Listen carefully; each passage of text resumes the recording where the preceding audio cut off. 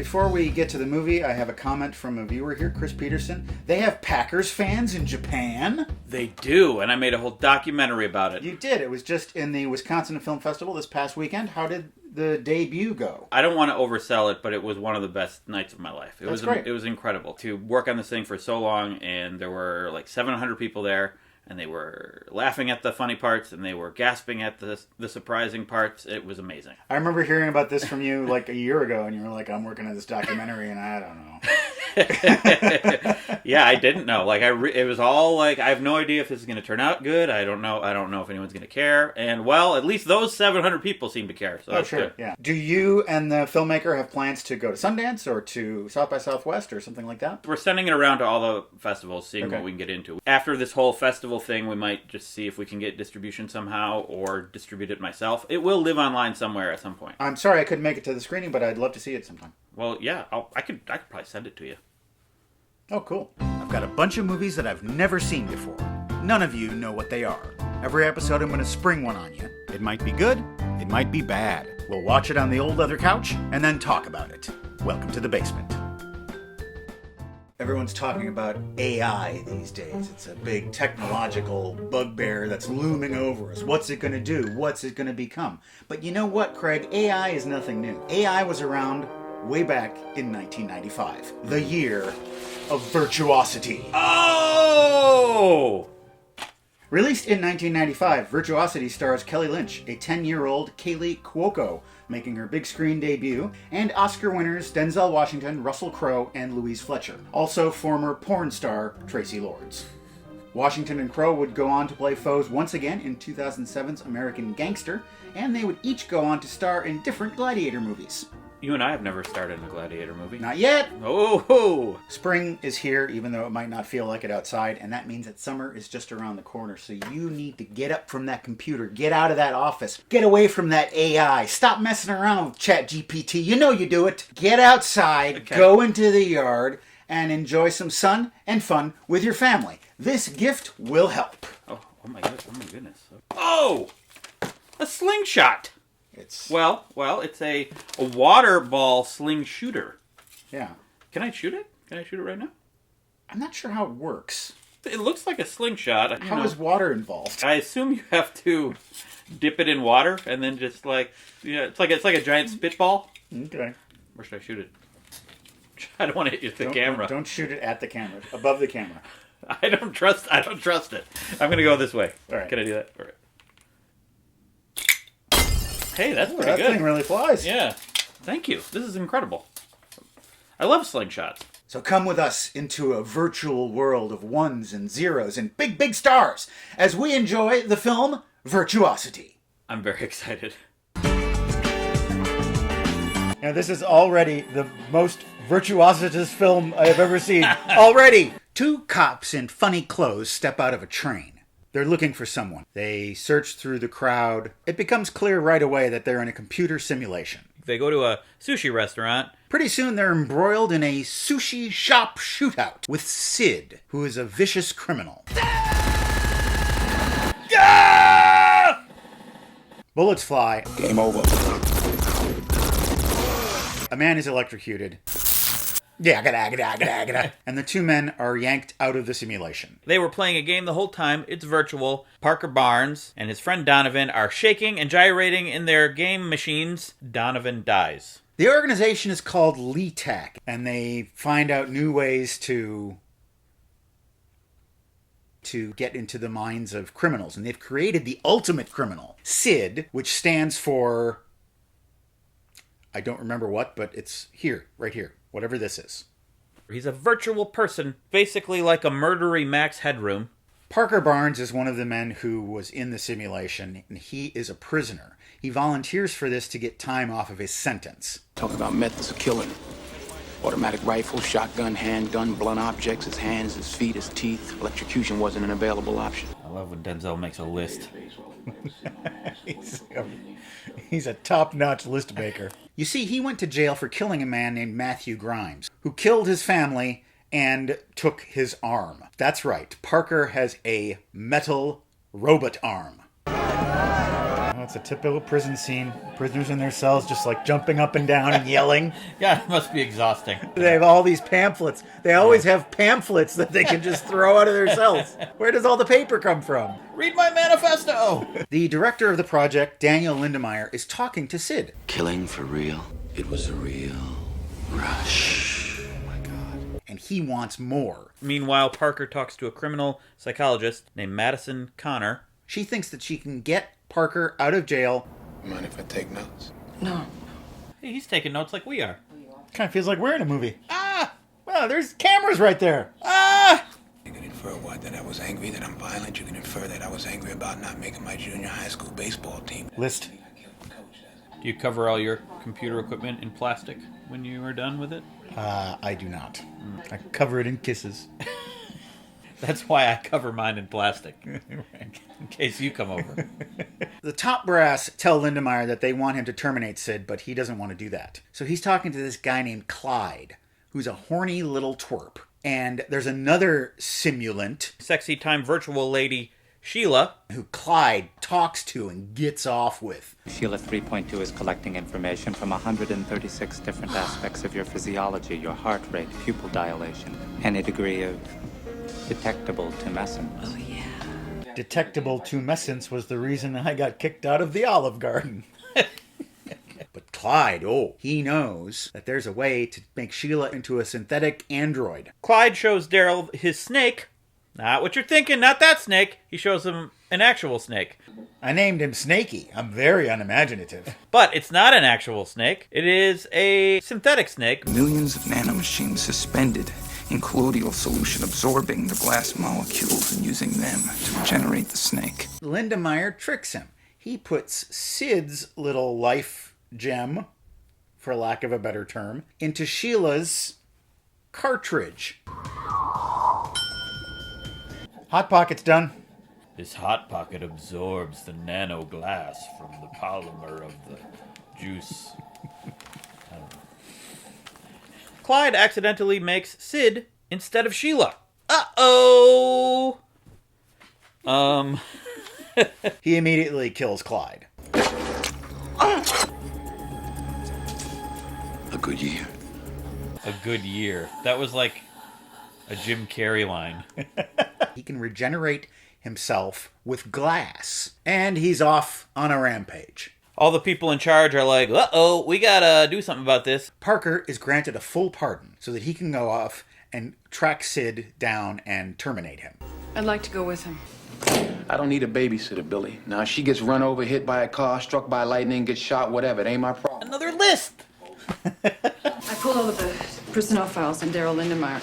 And I packed some snacks for us. There's granola bars and juice boxes. Do you like pirate's booty? Sid has invaded a nice suburban home. He's killed everybody and dresses himself up in a nice, smart-looking suit. Barnes and Connor do a little computer investigation. It seems that Sid has been implanted with the personalities of all of the most notorious killers in history, including Matthew Grimes, Parker's arch enemy. Madison Connor has a daughter. I wonder if that is going to cause any trouble later. Why don't you come inside? Well, I don't like honkies, so... Sid goes to a rave. Raves were... maybe they still happen, I don't know. Big dance clubby party. He pulls out a gun and starts waving it around. We got a lot of work to do. We have a symphony to compose. Parker hears about the ruckus on the police band, and he and Madison are on their way. Sid is torturing these people, and he's making them make noises because he wants to compose a symphony of pain, and he's using the DJ equipment to create. Someone get me a Roland. Anyone? I need beats. He's using people going, oh no, as samples to make this composition. At least he's a whimsical psychopath. Yeah.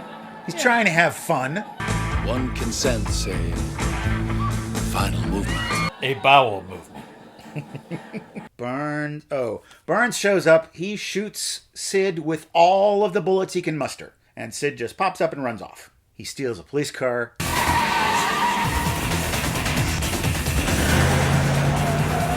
gotta say, out of all car chases so far, this is the standardest. He eats some glass, and all of his wounds go away. You know, Parker, I've been thinking we have so much in common psychologically. You know, Craig, you can tell he's evil by the sound of his voice and the way he inflects certain words. Here we go. Smoking! Hey, Parker! Hey, Macarena! Head shot. He can't eat more glass if he doesn't have a mouth. Head shot.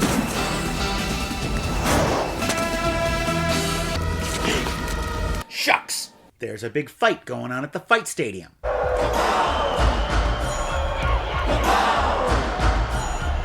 Babow. Babow. They're big fans of Babow. Babow! Babow, indeed. Yeah. Oh, your babows give me energy.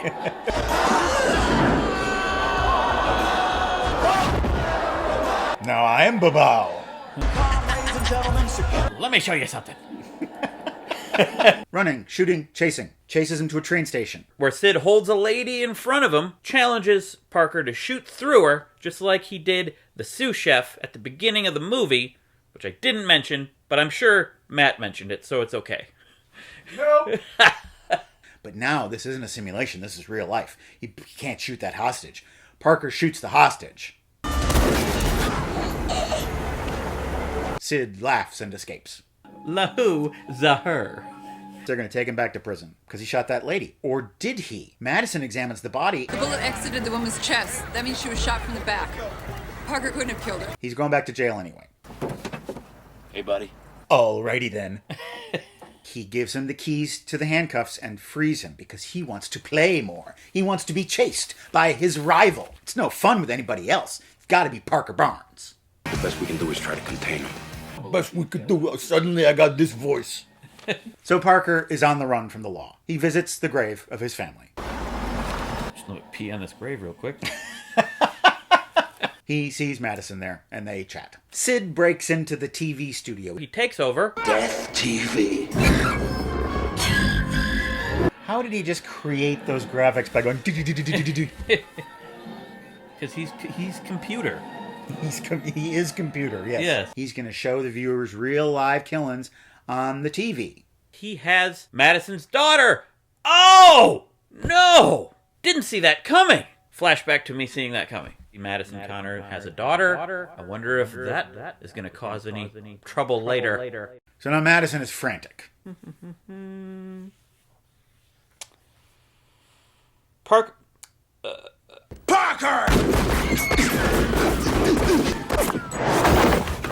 Like a glove. Come on, Parker. Somebody stop me! It's not gonna be the same this time, Parker. Jump, Parker! I'm gonna get the little girl, Parker. Come on, Parker. Come on, Parker. Okay, Parker. Hey, Parker. Come on, Parker. Straight Die Hard style. Oh, Sid. He is in bad shape. Look at how fewer limbs he has now. But he's lying in glass, folks. Glass. Remember glass? Glass is like his reverse kryptonite. Parker sticks his metal hand fist and pulls out his little sparkle brain gem. Shuts him down. By destroying Sid, you've effectively lost any chance you had of finding the little girl. Why are you even here? And suddenly, we're back a few minutes earlier in the movie. Parker's running around chasing Sid. What is going on? Come on, don't make us watch this again. Once was enough. This is a simulation. They took Sid and put him back in the computer. Because they had to get Sid to tell them... Where is she? You really want to know? Yes. You really, really want to know? Yeah. You really want to know? Oh, Karen! And they're going to come out of the computer and then they're going to save the girl.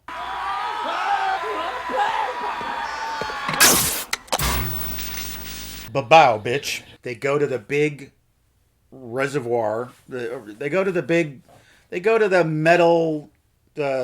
what the hell is it? They go to the place where the little girl is trapped. But oh no, you can't just go in there. Spoopy trapped. Karen, we're going to save you. We've called in the Paw Patrol. Oh, you know what? Looks like we can't save you. Sorry, kid. Bye! Too many booby traps. And he's trying to defuse this bomb. Get in there, take a tube out of his metal arm. Oh yeah, he has a metal arm. I didn't mention that. And use it to hack in and stop the booby trap from blowing up. And then he does it! It's working. He just does it. The little girl is saved. It was on that day that Parker Barnes, my dear friend, did a thing with a thing and saved a little girl from something. And Sid, well, Sid's right there in his hand. Throws the nugget off the roof. And that's the end of Sid. And that is the end of Virtuosity.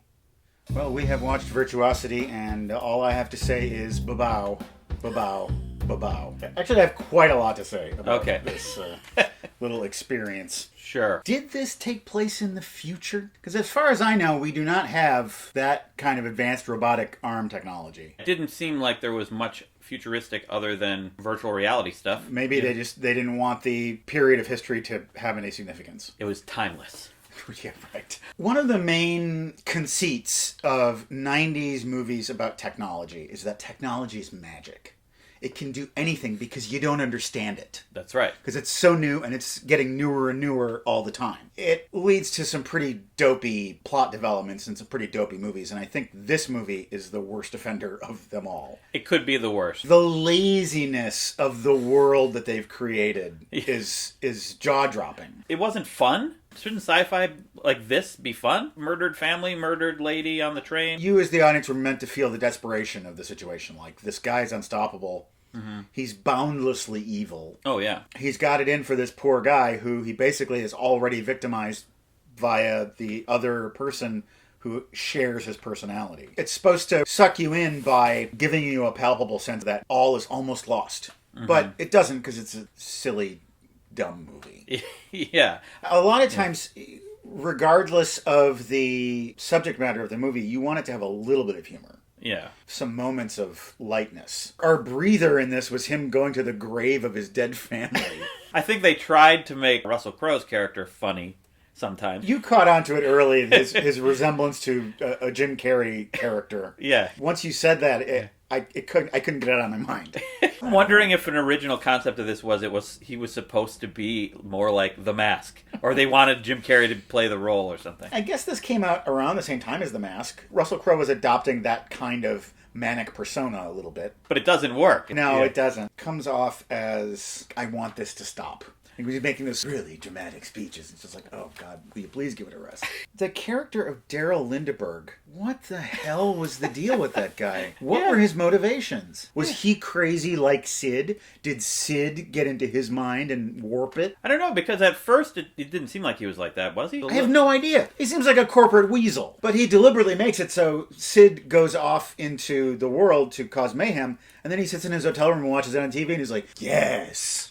Yeah. Now they'll know. What does it all mean? Maybe they're making him out to be this amoral science guy. Maybe. I don't know. When am I going to watch a good movie with you, Matt? To Catch a Thief wasn't terrible. No, it wasn't. This was the worst one, I think. Next time. Next time I'll choose a good movie. Okay, please. I didn't know that this was a bad movie. I don't research these things. No, I had a suspicion it wasn't going to be the best movie, but you look at the DVD cover and it kind of tells the whole story there. Yeah, but it actually went below my expectations. Parker had a metal arm. That's a pretty cool weapon to have. Yeah. Very underutilized throughout the whole thing, except when he pulls a hose out of it and hacks into a computer with it, which makes no sense at all. There was no explanation for it. At the end, he just says, it worked. Yeah, he did. It worked. And the way they explained it was a close-up of him going, oh, put the thing in the thing and do the thing. And then... There's a word that is used in this movie that has always intrigued me. Booby trap. They still call it that. Yeah. And where did that name come from? Booby trap. Does it have something to do with the bird? The booby bird? I bet it does. Huh. The phrase booby trap likely originated from the Spanish slang word bobo, meaning fool or stupid, with the term booby trap itself appearing in the 1830s, initially referring to schoolboy pranks, before gaining a more serious connotation during World War I. So the word boob also probably comes from that. Right. Too. Calling it a booby trap just adds insult to injury. Yeah, it does. There's no way you should know that there's a booby trap. Yeah, idiot. You got trapped. We have logged out of Virtuosity, and we are about to interface with something we call Seen It. Seen it. Caffeine Advocate says, Amadeus came out the same year as me. Seen it. Have, but don't remember it. You saw it a long time ago. I saw it a long time ago. You should see it again, because I think I can say, without hyperbole, it's one of the best movies ever made. I've heard that from multiple people. The movie is 2 hours and 40 minutes long, and it feels like 90 minutes. Wow. It just goes by like that. The script is razor sharp. The editing is impeccable. Wow. It's full of the music of Mozart, which that's going to light up your brain in all kinds of different ways. Can you say anything more about the plot without spoiling what happens? It's about this imagined rivalry between Mozart and Salieri, who is the court composer for the emperor. Salieri has all these accolades, and he spends his life creating music, which is what he's always wanted. But Mozart just effortlessly does this. And he creates music that Salieri could never even dream of creating. And so he struggles with his hatred of this man and also his own sense of mediocrity. He declares war on God. If this is the vessel that you've chosen to be your voice on earth, then I'm going to destroy him, and I'll show you. Anytime I've declared war on God, I've lost. From Kayla Comer. Conclave. I loved it. Any talk of spirituality was very grounded and personal, and was very even-handed, presenting the cardinals, both liberal and conservative, in a very human light. Plus, it's always a good time seeing John Lithgow and Stanley Tucci. Seen it. Seen it. Conclave. I also like to call it Mr. Smith Goes to the Vatican.